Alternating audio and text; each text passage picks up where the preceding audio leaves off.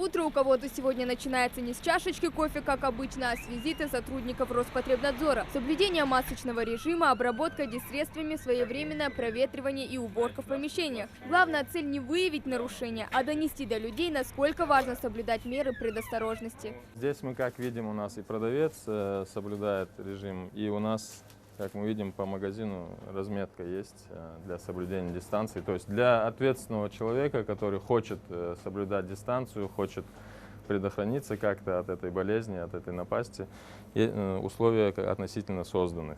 Встречают не с хлебом и солью, а с напоминаниями прямо у входа. Во многих магазинах соблюдают меры защиты с самого первого дня пандемии. И, учитывая весеннюю ситуацию, понимают, необходимо усилить меры безопасности и бросить все силы на недопущение рисков заражения. Все делаем. Температура, качество, полностью щималет, тряпка, полностью обработки. Пол, ручки, двери, столы. Клиенты, которые приходят без масок, что вы им говорите? Не запускаем. Стараемся. Маска хачболочхан, кисар халёхай, датихки хачбол. Йоцерж да ол. Так, в следующий раз хаболочхан с масками хол. Заплатить штраф за отсутствие необходимых средств защиты обязан и покупатель, и продавец. Такое нарушение может обойтись 10 тысяч рублей. Требования в местах общепита также не отличаются. Ко всему прочему, официанты должны обслуживать посетителей строго в масках и перчатках. На кассе же соблюдать социальную дистанцию. К слову, в этом кафе правила проигнорировали. Оправдываются, заведение скоро закрывается. Мы видим, что не соблюдается дистанцирование в плане посадки посетителей. То есть разрыв между столами должен быть 1,5–2 метра. Здесь столы стоят, они не отмечены, что нельзя садиться, и не расставлены. Хотя, в принципе, помещение позволяет расставить их на достаточном расстоянии. И у нас не соблюдается масочный режим, и разметки нету на полу. В список обязанных соблюдать режим также входят и водители автотранспорта. Риск подхватить вирус здесь высок, поэтому игнорировать меры защиты никак нельзя. Перевозить пассажиров без медицинских масок нельзя, а таких большинство. Правда, есть и те, кто действительно бережет себя.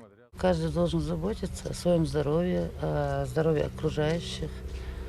Поэтому нужно обязательно носить, предохраняться от этого всего. Мы же не знаем, мы не застрахованы ни от какой болезни. А как часто вы меняете?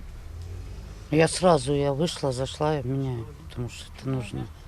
Вот прошлась, проехалась, в магазин пошла, пришла, я ее выкидываю, это же одноразово.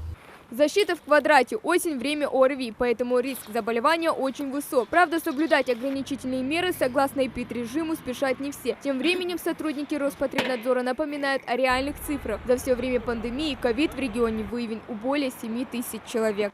У нас обстановка с соблюдением мер предосторожности, она в принципе неплохая, но в общепите у нас, вы видели, нарушения.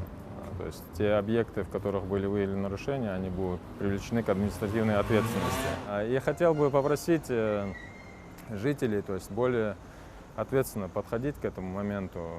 В связи с эпидситуацией в республике указом главы региона Махмута Али Калиматова введен режим повышенной готовности. Увеличение или продление ограничительных мер зависит от количества зараженных. Каждый сохраняет свое здоровье, одевая маску. Также знает каждый житель нашего Северного Кавказа.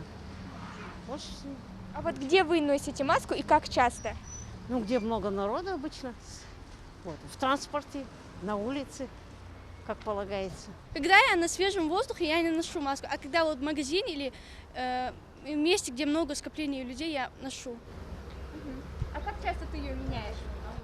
Каждый раз.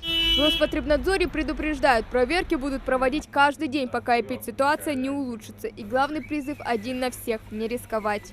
Статистика развития коронавирусной инфекции динамична. Каждый день выявляет более 50 зараженных по всей республике. Поэтому очень важно носить маски и соблюдать меры индивидуальной защиты, чтобы сохранить свое здоровье и своих близких.